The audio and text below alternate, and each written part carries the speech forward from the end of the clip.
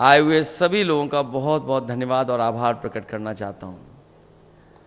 ये जसवंत नगर विधानसभा, यहां के लोगों का परिचय देना या उनसे अपील करना, ये अपने सब वो लोग हैं जो घर के, परिवार के और समाजवादी आंदोलन के पहले दिन से जुड़े हुए लोग हैं। और ये बात केवल हम लोग मंच से नहीं कहते हैं, जो विरोधी लोग हैं वो भी ये महसूस करते हैं कि हम और कहीं तिगड़म तो लगा सकते हैं, कुछ और बहाने कर करके वोट को इधर उधर कर सकते हैं, लेकिन जब जसवंत नगर का वोट खुलेगा तो वो रिकॉर्ड न केवल अपना रिकॉर्ड बनाता है, बल्कि जसवंत नगर अपना रिकॉर्ड भी तोड़ देता है, लाखों वोट से हमेशा जिताता है। मैं जब पिछली बार आपके सड़क के किनारे कार्यक्रम हुआ था, उस समय भी यही बात मैंने रखी तो कही थी, और आज भी मैं महसूस वही बात करता हूं कि यहां की जनता ने मन बना लिया है कि एक एक वोट समाजवादी पार्टी के पक्ष में पड़ने जा रहा है। और ये जिम्मेदारी अब आपकी और बढ़ जाती है, क्योंकि पिछली बार तो चाचा यहां थे, लगातार संपर्क कर रहे थे। अभी आपने मुख्यमंत्री जी का तो सुन ही लिया आपने। जो मुख्यमंत्री जी हैं उनके बारे में क्या कहना।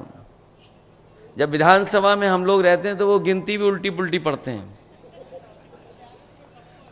एक बार कोई सवाल को लेकर के वो खड़े हो गए और जाने कहां से वो अखबार लेकर के आए और उस अखबार की खबर के माध्यम से कहने लगे कि 46 में 56 भर्ती हो गए थे एसडीएम। और उस दिन से लेकर के आज तक हम लोग कई जगह पर कई माध्यम से पूछते रहेंगे, भाई वो कम से कम 46 से 56 वाली सूची तो दे दो। और अभी पता नहीं क्या भाषण दे के गए हैं जो प्रसाद को चूरन समझते हैं। बताओ, ये हमारे मुख्यमंत्री, आपने देखा होगा सदन में जब भी चाचा को देखते हैं तो वो घबरा जाते हैं। तो जब जसवंत नगर में आए तो स्वाभाविक था कि उन्हीं के क्षेत्र में आए, और ऐसा नहीं कि उन्हें नहीं पता था, बस वो वोट मांगने की औपचारिकता करके गए हैं। उनकी जो एजेंसी के लोग हैं या जो हमारे आपके आसपास खाकी वर्दी के लोग खड़े हैं और एक आध और भी कहीं छिप के खड़े होंगे जो भाषण नोट कर रहे होंगे, वो खुद सूचना दे देते हैं कि ये लाखों लाख वोट से आप जसवंत नगर से हारने जा रहे हो। और आज तो जसवंत नगर है और तारीख 1 मई है। ये समझ लो बीजेपी गई, इसका पता नहीं लगेगा इसके बाद। और फिर जब चाचा ने इलाज करने की ठानी लिया है तो सोचो वोटों से कैसा इलाज होगा इनको। ये जनता तैयार है। हमारे गुजरात के क्षत्रिय भाई लोग तो तलवार से नहीं, इस बार मतदान से मतवार कर रहे हैं, उससे इलाज कर रहे हैं। और जसवंत नगर वाले भी इस बार अपना एक एक वोट डाल करके भारतीय जनता पार्टी के लोगों का इलाज करने के लिए तैयार हैं। ये वो लोग हैं जिन्होंने सब कुछ उल्टा पुल्टा कर दिया है और ऐसा उलझा दिया है देश को और तमाम चीजों को कि अगर ये नहीं हटेंगे तो हो सकता है ये संविधान को भी बदल दें। कई बार हम लोग इस बात को कहते हैं कि संविधान बदलेंगे, तो पत्रकार साथी और बीजेपी के लोग ये तर्क देते हैं कि संविधान कैसे बदल जाएगा। मैं उनसे जवाब में कहता हूं कि याद कीजिए कि भारतीय जनता पार्टी ने एक दिन फैसला ले लिया और फैसला लेकर के सब नोट बंद करा दिए। क्या किसी पत्रकार को पता था? क्या किसी जनता में किसी सदस्य को पता था? और इसी तरह अभी जो अग्निवीर व्यवस्था आई है, ये जो अग्निवीर व्यवस्था जो पक्की नौकरी होती थी, ये जो 4 साल की नौकरी कर दी है। हमारे यहां बहुत सारे लोग ऐसे होंगे गांव के जो फौज में जाकर के न केवल उन्होंने सीमा पर देश की रक्षा करने का काम किया, बल्कि अगर उनके परिवार की आर्थिक और सामाजिक स्थिति देखोगे, अगर वो फौज में भर्ती हो गए तो उनके घर परिवार की सामाजिक और आर्थिक स्थिति भी बेहतर हो गई और नई पीढ़ी को अच्छा पढ़ने का भी मौका मिल गया। जब ये जानकारी बीजेपी को हो गई कि गांव के बच्चों की जो पढ़ाई लिखाई वो बेहतर हो गई, फौज में जो लोग भर्ती हो जाते हैं उनका सामाजिक आर्थिक रूप से वो मजबूत हो जाते हैं, तो उन्होंने ये फैसला लिया कि अब पक्की नौकरी नहीं, अग्निवीर के माध्यम से ही नौकरी मिलेगी। हम अपने तमाम नौजवानों को कहना चाहते हैं इस मौके पर कि समाजवादी सरकार और इंडिया गठबंधन की सरकार आएगी, ये जो आधी अधूरी 4 साल की नौकरी दी है खत्म हो जाएगी और जो पहले व्यवस्था थी कि नौकरी पूरी मिलती थी और पेंशन और सुविधाएं मिलती थी, वही इंतजाम करने का काम करेंगे। ये हमारे खाकी वर्दी वाले भी कभी कभी हम लोगों को गुस्सा दिखाते हैं। ये लोग भी जान लें, बीजेपी वाले आ गए तो 4 साल की नहीं, इनकी 3 साल की नौकरी हो जाएगी और बाद में ये हम लोगों के संगी घूमेंगे। और ये हो सकता है, ये पूछे कैसे हो सकता है भाई, अग्निवीर की हो गई तो तुम्हारी भी हो जाएगी। और सरकारी विभाग देख लो, बताओ आउटसोर्स में है नौकरी में कि नहीं है। क्लास 4 क्लास 3 धीरे धीरे सरकार ने आउटसोर्स कर दी। न केवल नौकरियां सरकारी विभाग में आउटसोर्स की हैं, बहुत से विभागों को आउटसोर्स कर दिया। ये जो आरक्षण ना खत्म होने की बात बीजेपी के लोग अब कह रहे हैं, वो इसलिए कह रहे हैं कि पीडीए परिवार से सब लोग जुड़ गए और जो बहुजन समाज के लोग हैं वो ये समझ रहे हैं कि बाबा साहब भीमराव अंबेडकर जी का जो संविधान दिया हुआ था उसको भी ये बदल देंगे। ये बदले ना बदलें, लेकिन उस रास्ते पे ये लोग चल रहे हैं। सोचिए आप, अगर विभाग में प्राइवेट हो जाएगा तो क्या आरक्षण लागू होगा क्या उसमें? ये जो हवाई जहाज वाला विभाग था जिसमें लगभग 1 लाख लोगों को नौकरी मिलती थी, ये कुछ वर्षों से प्राइवेट कर दिया गया है। अब बताओ, प्राइवेट में जाने के बाद क्या आरक्षण मिल रहा है किसी को? इसी तरह और विभाग हैं, बीएसएनएल है, ये सरकारी विभाग, टेलीफोन वाले थे, ये सब प्राइवेट हो गए। ये पानी के जहाज जिस विभाग से चलते थे वो प्राइवेट हो गया। बीमा कंपनियां प्राइवेट होने जा रही हैं, बैंकें प्राइवेट होने जा रही हैं। तो सोचिए, अगर वो आरक्षण नहीं खत्म करना चाहते तो आखिरकार प्राइवेट के रास्ते पे क्यों जा रहे हैं? इसलिए घबराए हुए हैं भारतीय जनता पार्टी के लोग। और घबराने का नतीजा देखिए, जो कभी आरक्षण खत्म करना चाहते थे वो आरक्षण के पक्ष में बोल रहे हैं। लेकिन मैं अपनी जनता को सावधान करना चाहता हूं कि भारतीय जनता पार्टी के वो लोग हैं जिन पर भरोसा नहीं किया जा सकता। इन पे भरोसा तो बिल्कुल नहीं किया जा सकता। और अब तो इनकी और पोल खुल गई। ये अलग बात है कि इलेक्टोरल बॉन्ड जो आए थे उससे तो पोल खुली इनकी, जहां पर इन्होंने चंदा नहीं वसूला था पैसा। हम और आप लोग एक दूसरे का सहयोग मदद करते हैं तो क्या थोड़ा बहुत चंदा देते हैं? कभी 500 रुपए, 1000, 2000, 5000, बहुत संपन्न होंगे तो लाखों में दे सकते हैं। लेकिन इस तरीके से कोई चंदा नहीं देता था। सब सीमाएं लांघे भारतीय जनता पार्टी के लोग और दबाव बना करके अपने सरकारी विभागों का, सोचिए कितना चंदा लिया इन्होंने। कई ऐसी कंपनियां हैं जिनके पास मुनाफा नहीं है, जिनके पास कोई कारोबार नहीं है, टर्नओवर नहीं है, लेकिन उसके बावजूद भी अपने टर्नओवर से ज्यादा चंदा दिया है।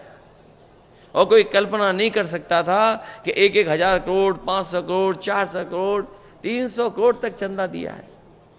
और ये बात मैं इसलिए कह रहा हूं, ये जो महंगाई दिखाई दे रही है वो महंगाई वसूली के कारण भी है। जो कंपनी, जो उद्योगपति अगर चंदा और वसूली के नाम पर पैसा दे देंगे सरकार को, तो बताओ मुनाफा कमाएंगे कि नहीं कमाएंगे? ये मुनाफे की वजह से महंगाई है। और आपने तो अपने बीच देखा है, जैसे हमने और आपने पुराने लोगों ने बाजार में पार्ले जी का बिस्किट पैकेट देखा होगा। पहले कितना बड़ा पैकेट आता था, पहले इतना बड़ा पैकेट था। जैसे जैसे महंगाई बढ़ी और कंपनी को मुनाफा कमाने के लिए फैसला लेना पड़ा तो पैकेट छोटा होता चला गया। अब बताओ पैकेट कितने का मिलता है? अब 5 बिस्किट का पैकेट हो गया। पहले इतना बड़ा था, अब इतना बड़ा हो गया। और ये सरकार में आ गए तो हो सकता है 1 बिस्किट का ही पैकेट बना देंगे लोग। और आपने तो खुद देखा है, बताओ बोरी से कितनी खाद चोरी हो गई। पहले 5 किलो और फिर अब कितनी और चली गई, 5 किलो और चली गई। ये सरकार में आ गए तो और 5 किलो चली जाएगी। बाद में आपको हो सकता है खाद पाउच में लानी पड़े। ये स्थिति पैदा कर दी इन्होंने। और जिसको लेकर के ये बहुत प्रचार करते थे, अब वो बात खुल गई। फिर ये लोग हमें और आपको सबको वैक्सीन लगवा रहे थे और जबरदस्ती वैक्सीन लगवा रहे थे। हमें लगता बहुत कम लोग होंगे जो हमारे जैसा फैसला लिए होंगे कि वैक्सीन नहीं लगवाएंगे। हमारे जैसे कम ही बचे होंगे। तुम्हें तो डॉक्टर ने मना की होगी। तो एक तो हमने नहीं लगवाई। अब तो बात खुल गई ना। और सोचिए कंपनी को क्या कहना पड़ गया। कंपनी ने खुद हाई कोर्ट में कहा कि हां, इस वैक्सीन के बाद लोगों का हार्ट अटैक या हार्ट संबंधी बीमारियां बढ़ी हैं। अब सोचिए जिनके घर में सर्टिफिकेट होंगे, जो वैक्सीन के सर्टिफिकेट आप लोगों ने रखे हुए हैं, उसको देख करके आप वोट किसको डालोगे। आप बताओ, जब सर्टिफिकेट दिखाई देगा तो कोई भी भारतीय जनता पार्टी को वोट नहीं दे सकता। अलग तरह की चिंता डाल दी मन में कि पता नहीं कल क्या हो जाएगा। तभी तो क्या कहते थे कि अफसर ढूंढना चाहिए, कोई नारा दिया था उस समय उन्होंने। तो सोचिए क्या अफसर ढूंढा उन्होंने कि वैक्सीन वालों से भी इन्होंने चंदा वसूल लिया। इसलिए बहुत से ऐसे सवाल हैं जिसका जवाब भारतीय जनता पार्टी के पास नहीं है। लेकिन सबसे बड़ा सवाल जनता के बीच में यही है कि ये संविधान बदल देंगे और संविधान बदलने के बाद हमारे अब के अधिकार छिन जाएंगे। हमें आपको जो सम्मान मिलता है वो भी ये छीनना चाहते हैं। और सच्चाई तो ये है कि बाबा साहब भीमराव अंबेडकर जी का दिया और संविधान ही हमारी संजीवनी है, जो हमें आगे बढ़ने का मौका देता है। यही संविधान हमें अधिकार देता है एक वोट का। और ये अगर संविधान बदल दिया तो हो सकता है भारतीय जनता पार्टी के लोग हमें और आपको जो वोट देने का अधिकार है वो भी छीन लें।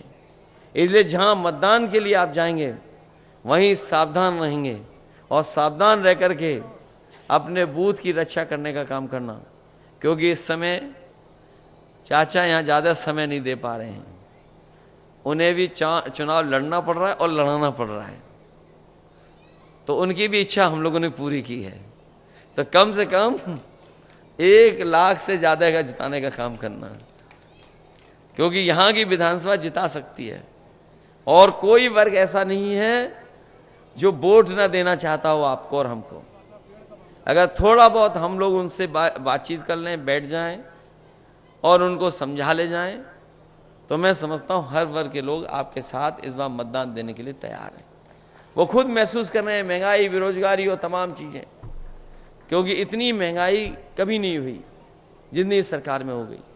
जब आज हम और आप लोग 1 मई को है, ये हमारे मजदूर भाई जानते होंगे, आज का दिन पूरी दुनिया में याद करता है मजदूरों को, तमाम उन लोगों को याद करता है जिनका योगदान है काम कर करके समाज देश को आगे बढ़ाने के लिए। ये जो लेबर डे है, आज की तारीख के दिन योगदान, संघर्ष और उनके किए हुए कामों से जो तरक्की हो रही है उसको सब याद करते हैं। जो साथी कानून को समझते होंगे, इन्होंने कोरोना की आड़ में लेबर लॉ, जिसके लिए मजदूरों को अधिकारों को पाने के लिए मजदूरों को न जाने कितना संघर्ष करना पड़ा था। दुनिया में जहां जहां मजदूर संगठन थे, उन्होंने कई मौकों पर संघर्ष किया। न जाने कितनी बार उन्हें पुलिस से झगड़ा होने की वजह से जाने गई, जाने खोई। न जाने कितने पुलिस के लोग इस आंदोलन में शहीद हुए। उसके बाद जो लेबरों को अधिकार मिले थे, मजदूरों को अधिकार, इन भारतीय जनता पार्टी के लोगों ने कोरोना की आड़ में उन कानूनों को भी ऐसा कर दिया है कि अब लेबर के पक्ष में वो कानून नहीं है। तो सोचिए, आड़ में क्या नहीं कर सकते ये लोग। इन्होंने छिप करके हमारे तमाम मजदूरों को जो कई सौ वर्षों के संघर्ष के बाद जो अधिकार मिले थे, जो उन अधिकारों को छीनने भी काम किया है। इसलिए इनसे सावधान रह करके इन भारतीय जनता पार्टी को हटाने का काम करना। जो पहले और दूसरे चरण के वोट पड़े हैं, उस चरणों में भारतीय जनता पार्टी और उनके सहयोगी लोग बहुत पीछे छूट गए हैं। पीछे छूट गए, इसीलिए उन्होंने अपना 400 पार का नारा बदल दिया। न केवल नारा बदला है, बल्कि उनके भाषणों में आप देखो क्या भाषा का इस्तेमाल हो रहा है। जो भाषा बोली जा रही है वो लोकतंत्र में कोई स्वीकार नहीं कर सकता। और जिस तरह के शब्दों का इस्तेमाल किया जा रहा है, अगर उन्हीं शब्दों को और उन चीजों का अगर हम आकलन निकालें और बैंकों से अगर आंकड़े निकालें, तो शायद भारत में सबसे ज्यादा गरीबों ने सोना रख करके कर्ज लिया होगा। सबसे ज्यादा बैंकों से लोगों ने, गरीबों ने कर्ज अगर लिया है तो सोना रख करके कर्ज लिया है। और यही बीजेपी के लोग जो बड़े बड़े लोगों का कर्ज माफ कर चुके हैं, और इतना नहीं, छोटा मोटा कर्ज नहीं माफ किया है, लगभग 16 लाख करोड़ कर्ज माफ कर चुके हैं उद्योगपतियों का। इसलिए गठबंधन ने और इंडिया गठबंधन ने तय किया है, समाजवादी पार्टी ने फैसला लिया है कि इस बार दिल्ली की सरकार बनेगी तो अपने किसानों का पूरा कर्जा माफ होगा। जिस तरीके से उद्योगपतियों का कर्जा माफ हुआ है, उनका करोड़ों का कर्जा माफ हुआ है, हमारे किसानों का तो लाखों का है, करोड़ों का किसी का नहीं है। जब बीजेपी ने कर्ज माफ करने का फैसला लिया तो इन्होंने जो मानक तैयार किए वो ये कहा कि 5 करोड़ से ऊपर जिन्होंने कर्ज लिया उनका कर्ज माफ होगा। यहां जितने लोग बैठे हैं, आसपास जितने लोग होंगे, किसी का भी करोड़ों में कर्ज नहीं होगा, लाखों में कर्ज होगा। कि हमारे गरीब छूट जाएं, किसान छूट जाएं, गांवों में रहने वाले छूट जाएं, उनका कर्ज ना माफ करना पड़े। इसलिए बीजेपी ने जब कर्ज माफ किया तो यह फैसला लिया कि 5 करोड़ से ऊपर जिन लोगों का कर्ज है वो कर्ज माफ होगा। हम समाजवादी और इंडिया गठबंधन के लोग कहते हैं जो किसानों का लाखों लाख कर्ज है वो पूरा माफ करने का काम करेंगे। अगर उद्योगपतियों का माफ हो सकता है तो किसानों का भी हमारा माफ होगा। इसी तरह राशन को लेकर के इन्होंने गरीबों से वोट ले लिया। पिछला चुनाव था तो राशन में न जाने क्या क्या दे रहे थे, और अब जो राशन आ रहा है उसमें बताओ क्या आ रहा है। ये आपका स्वास्थ्य बेहतर करने के लिए दे रहे हैं। सोचो, पहले दे रहे थे रिफाइंड तेल, नमक और न जाने क्या क्या देना चाहते थे, और वोट ले लिया, सरकार बन गई। अब बताओ राशन में क्या दे रहे हैं। वो इसलिए बाजरा दे रहे हैं कि आपका स्वास्थ्य बेहतर हो। और ये हम अपने गरीबों को कहना चाहते हैं, न केवल राशन की गुणवत्ता बेहतर करेंगे, बल्कि जिस तरीके से संपन्न लोग या जो शहर में रहने वाले लोग पैकेज्ड आटा खा रहे हैं, वो स्वादिष्ट भी है या उसमें गुणवत्ता भी है, पौष्टिक भी है। समाजवादी सरकार और समाजवादी लोगों ने तय किया है कि अपने गरीबों को भी पौष्टिक आटा के साथ साथ डाटा फ्री दिलाने का काम करेंगे। और डाटा इसलिए कि दुनिया में बड़ा ताकतवर देश अमेरिका, आप पता कर लेना, जानकारी कर लेना, कई शहरों में लैपटॉप फ्री दे रही है अपने बच्चों को। वो इसीलिए दे रही है लैपटॉप क्योंकि वो समझ रहे हैं कि जिस समय कोरोना आया था, संपन्न परिवार के लोगों ने, बच्चों ने तो पढ़ लिख लिया था, और जो गरीब परिवार के बच्चे थे, क्योंकि उनके पास कोई न इंतजाम था, ना कंप्यूटर था, ना लैपटॉप था, ना अच्छा मोबाइल था, वो पढ़ाई लिखाई भी नहीं कर पाए, उनके सालों साल चला गया। लेकिन जो संपन्न परिवार के लोग थे, जिन पे मोबाइल था, लैपटॉप था, कंप्यूटर था, वो ऑनलाइन पढ़ाई कर सकते थे। और हम तो ये कहते हैं कि जो समाजवादियों ने लैपटॉप दिए थे वो उस समय भी इस्तेमाल हुए, और आज भी जहां होंगे वो आज भी चल रहे होंगे। और जब कभी भी ऑन करते होंगे तो उसमें नेताजी और हम ही लोग दिखाई देते होंगे। उसकी भी नकल कर ली हमारी इस सरकार ने। हम लोगों ने इतना बड़ा दिया था लैपटॉप, इनने इतना कर दिया उसको, और उसमें उंगली घुसते रहो तो वो चले नहीं चले पता नहीं। और 100 नंबर की भी नकल कर ली। एम्बुलेंस खराब कर दी। एम्बुलेंस इसलिए दी कि गरीब की मदद हो जाए, लेकिन एम्बुलेंस भी खराब कर दी। 100 नंबर इसलिए दी थी कि गरीब को भागना ना पड़े, थाने ना जाना पड़े, अगर कहीं झगड़ा हो, कहीं भी हो, फोन करे तो उसके पास पहुंच जाए। और जब से इन्होंने 100 से 112 किया है, तो इन्हें पुलिस वालों को ही लगा कि जब सरकार ने नंबर बढ़ा लिया तो हम भी अपनी वसूली बढ़ा लें। तो ये स्थिति पैदा हो गई सरकार में। इसलिए हम आपसे निवेदन और अपील करने आए हैं कि ये चुनाव मैनपुरी का पूरा देश देखेगा, पूरा देश की नजर होगी यहां पर। ये मैनपुरी नेताजी की वजह से और आप लोगों की वजह से पूरे देश में इसकी पहचान है। कम लोकसभाएं होती हैं जिनकी पहचान देश में बन पाती है, और जो वीआईपी लोकसभा जिनको गिना जाता है, माना जाता है, ये मैनपुरी भी वही लोकसभा है। इसलिए पूरे देश की नज़र होगी। जब आपने बाई इलेक्शन में मेहनत करके और साथ लेकर के इतने बड़े वोटों से जिताया था, हमें उम्मीद है कि ये तो परिवर्तन और सरकार बनाने का चुनाव होने जा रहा है और बीजेपी को हटाने वाला चुनाव होने जा रहा है। इसलिए आप सब लोग मिलकर के पहले से ज़्यादा वोट दे करके समाजवादी पार्टी को रिकॉर्ड मतों से जिता देना। यही निवेदन, यही प्रार्थना, यही अपील मैं आपसे करने आया हूँ। ये क्षेत्र तो वो है जो चाह लेगा वो हो जाएगा, और हमें भरोसा है कि सब लोग मिलकर के मदद करेंगे। बहुत बहुत धन्यवाद।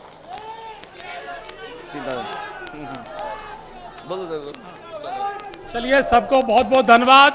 बस ध्यान रखिए 7 तारीख को वोट पड़ना है और डिब्बों को भर देना है, बस इतना करना आप लोगों को।